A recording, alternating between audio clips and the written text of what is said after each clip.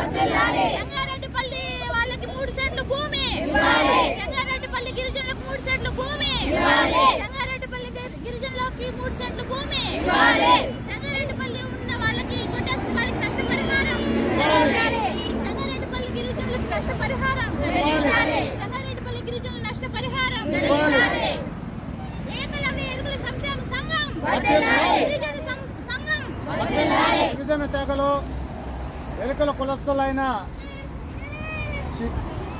ఎదుర్లు తెచ్చుకొని బుట్టలు అల్లుకొని ఎక్కాడితే డొక్కాడని ఎరుకల కులస్తులు వైసీపీ ప్రభుత్వంలో ఆనాటి శ్రీకాళహస్తి ఎమ్మెల్యేగా పనిచేసిన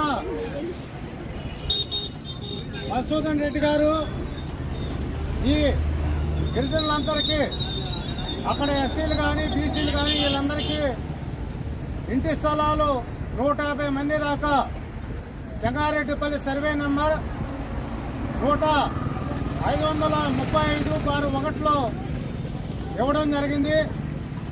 ఆనాటి ఎమ్మెల్యే వీళ్ళందరికీ కూడా సర్వే చేసి ఇల్లు వేసుకోమని చెప్పి అందరికీ ఇంటి స్థలాలు చూపించిన వ్యక్తి ఈ గిరిజనులందరికీ పట్టాలు లేదు. ఇల్లు కట్టుకున్న వాళ్ళకి ఇంటి పన్ను ఎన్ఓసి కాగితము వచ్చింది.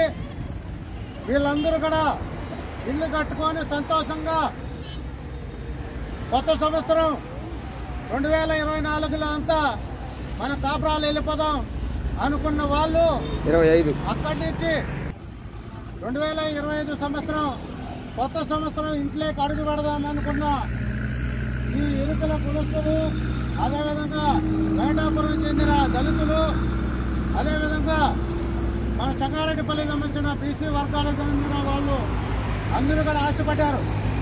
వీళ్ళందరూ కూడా అనాసపల్లిలో జరిగిన రెవెన్యూ సదస్సుకి ఎమ్మెల్యే గారు బొజ్జల సుధీర్ రెడ్డి గారు వచ్చిన సందర్భంగా అందరూ ఒక అర్జీ తీసుకొని పోయి, అదేవిధంగా ఒక శాలువ గజమాల తీసుకొని పోయి, అయ్యా మీరు గెలిచారు సంతోషం, మా వాళ్ళందరికీ కరెంటు లైన్ లేదు, కరెంటు పోల్ వేసి కరెంటు తీసేయండి, మేమందరం కాపురాలు వెళ్తాము పండగ అంతా అని చెప్పి చెప్పడం జరిగింది. ఎమ్మెల్యే గారు అక్కడ శాలువ తెచ్చింది, సన్మానం చేయించుకోవాలా, పూలమాల తెచ్చిందని పూలమాల వేయించుకోవాలా. కులస్తులు పక్షజీవులు వీళ్ళు ఎంత డబ్బు ఖర్చు పెట్టుకుంటారో వీళ్ళంతా కొట్టేస్తే ఎట్లా అనేది లేకుండా ఆ ఇళ్ళని కూడా మేము కూల్చేది అని చెప్పి వాళ్ళు పంపించడం జరిగింది. ఎప్పుడు కొలుస్తారో తెలియదు. ఎంఆర్ఓ నోటీసు ఇలా, ఇంటి పనులు ఉన్నాయి, కోర్టుకు వెళ్ళే టైం కూడా ఇవ్వాల. ఈరోజు రెవెన్యూ సదస్సులో మాట్లాడడం రాత్రికంతా అర్ధరాత్రి పూట 21వ తేదీ డిసెంబర్ 21వ తేదీ అర్ధరాత్రి పూట 2 గంటలకు పోలీసు బలగాలు, రెవెన్యూ అధికారులు, ఎంఆర్ఓ వీళ్ళందరూ వచ్చి ఎక్కడెక్కడ ఆడవాళ్ళని ఎవరిని రానికుండా మన ఇళ్లలో బంధించినారు, బేగాలు వేశారు. అదేవిధంగా మగవాళ్ళు కూడా వీధికి కాపలా పెట్టి మీ మీద కేసులు పెడతాం ఇది అని చెప్పి బెదిరించారు.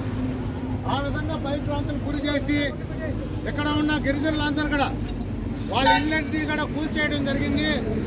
మనం ఎంఆర్ఓని కూడా అడిగాం, అయ్యా ఎవరైనా ఇల్లు కట్టుకుంటే వాళ్ళకి నోటీసులు ఇచ్చి ఫలానా కారణంగా కొట్టేస్తామని చెప్పాలి కదా అని చెప్పి రెవెన్యూ సదస్సులో కురకాల దగ్గర జరిగిన రెవెన్యూ సదస్సులో అడ్డుకోవడం జరిగింది, ధర్నా చేయడం జరిగింది. ఇవన్నీ చేసి ఆయనకు అర్జీ ఇవ్వడం జరిగింది. అయితే ఎంఆర్ఓ నోటీస్ ఇస్తే వీళ్ళు కోర్టుకు పోతారు, అందువల్ల నోటీస్ ఎక్కడ కొట్టేయడం జరిగిందని చెప్పి మాట్లాడతాడు. మేము ఈరోజు అడుగుదలుచుకున్నాం ఏపీ గిరిజన సంఘం తరఫున, అదేవిధంగా ఏకలవ్య ఎరుకల సంక్షేమ సంఘం తరఫున, అయ్యా నువ్వు మండల మేజిస్ట్రేటు, నీకు ఇచ్చిన రాజ్యాంగ పరంగా కానీ నీ అధికారం కానీ దుర్వినియోగం చేయమని చెప్పి ఎక్కడైనా చెప్పిందా? నువ్వు నోటీసులు ఇవ్వాలి కదా, నోటీసులు లేకుండా నువ్వు చేశావంటే నువ్వు తెలుగుదేశం పార్టీ కొమ్ము కాస్తున్నావు. అక్కడ శ్రీకాళహస్తి ఎమ్మెల్యే బొజ్జల సుధీర్ రెడ్డికి నువ్వు తొత్తుగా ఉండి ఇళ్ళని కూల్చేసే దాంట్లో ఒక రాజకీయ కక్ష సాధింపుగా చేశావని చెప్పి ఈరోజు మేము ఎంఆర్ఓ గారిని చెప్తూ ఆ ఎంఆర్ఓ గారి మీద చర్య తీసుకోవాలా. అదేవిధంగా పోలీసు బలగాల మీద అక్కడ వచ్చిన గ్రామ సచివాలయం పంచాయతీ అధికారుల మీద చర్య తీసుకోవాలని చెప్పి కూడా మేము ఈరోజు కలెక్టర్ ఆఫీస్ దగ్గర ధర్నా పెట్టున్నాం. అందుకోసం ఈరోజు అందరూ కూడా ఇండివిజువల్గా అర్జీలు పెట్టుకోబోతున్నాం. మాకు ఒక్కొక్కరు 2 లక్షల నుంచి 3.5 లక్షల రూపాయల వరకు నష్టపోయినాం. మాకంతా నష్టపరిహారం కట్టించాలా. ప్రతి కుటుంబానికి 3 సెంట్ల స్థలం ఇచ్చి అదేవిధంగా ఇంటి పట్టా ఇచ్చి హౌసింగ్ ఇల్లు కట్టించే వాళ్ళని చెప్పి కూడా మనం డిమాండ్ చేస్తున్నాం.